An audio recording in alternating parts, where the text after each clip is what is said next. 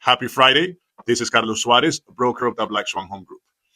I'm here to talk to you about a different moment in your career. When you first get this license and you start thinking about what is it that you're going to do. Because I have said it before in these videos, real estate is a huge industry.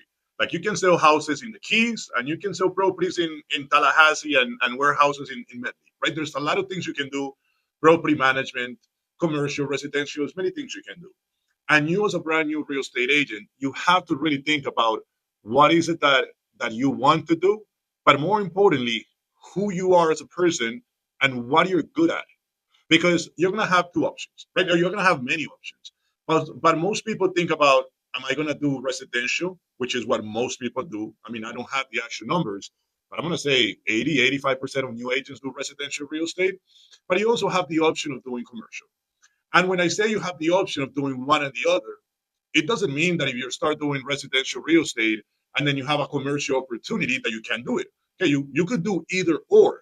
I just feel that if it's in your mind that you want to do commercial, that set of skills, that training, your day by day, it has to be different. Now, I did get an agent not so long ago that he came up to me and he said, Carlos, I want to do commercial real estate because there's more money in it. Is it true? Well, possibly. You have larger transactions, you may have larger commissions, but you cannot come into real estate just thinking about the money, or you cannot come into commercial real estate thinking just about the money. You have to know that your day by day looks different, your prospecting activities are different, that you as an individual must also look into what you're good at.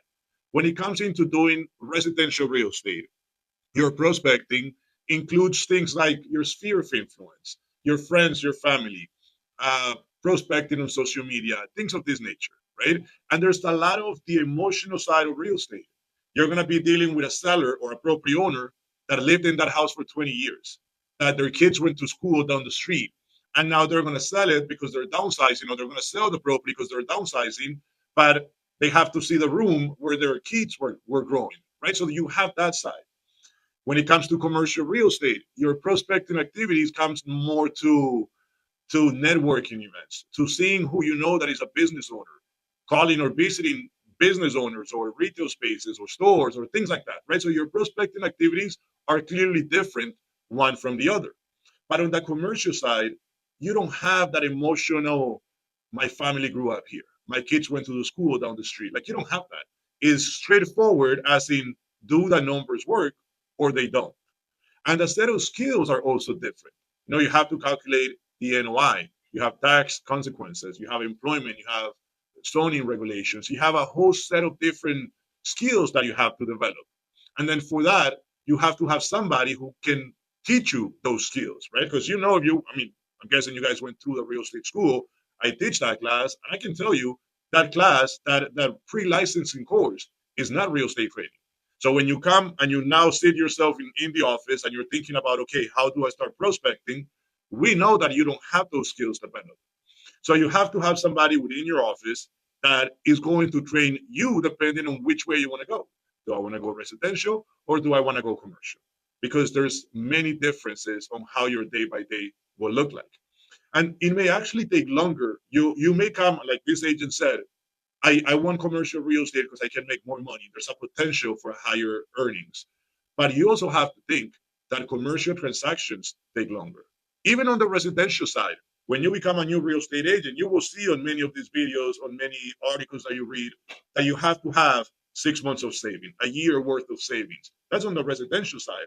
On the commercial side, it may even be longer because you have to first create the relationships. And in addition to that, the transactions in itself, when it comes to commercial transactions, they take longer. So you have to be prepared for that as well. Now you have to look into your personality. Are you good when it comes to building these personal relationships? Are you good with sitting down with people and listening to a story? Like there's sometimes that you sit with a seller and you sit down and you listen to the story about their family, which is just you being a human being, right? And it's part of what we do. But you see that a lot more on the residential side. On the commercial side, you work the numbers and you see if it makes sense or it doesn't make sense. Now, I have said you work the numbers, I don't know how many times, I said it more than once. What I do tell you is you cannot concentrate just on your monthly return. You have to know that there's a lot more just than how much is this property going to be renting for, right? So I'll give you that. When you're coming down, or when you're sitting down in your office on your first week, on your first month, and you're trying to think, okay, what is it that I really want to concentrate in? Look into what set of skills will be needed. Look into your personality as well, and see. I know a lot of people say, "Oh, see what is going to make you happy, or see what is it that you want to do." But I always say, people, see what is it that you're good at. If you're a numbers person, look at the numbers, right? See if data is what you like. Which I'm not saying that on the residential side there's no data to look at. Yeah, there's data, but on the commercial, you have to really pay attention to the data, see what the numbers are telling you, and the emotional side detaches a little bit from it. Okay, so again, look into what you're good at, have a plan, make sure you have the right guidance, and make sure you have the right assistance, right? You want somebody to guide you, but you want somebody to help you when you need help as well, correct? So look into this. If you have any questions, if you feel you want to reach out to me, feel free. We're here to help you.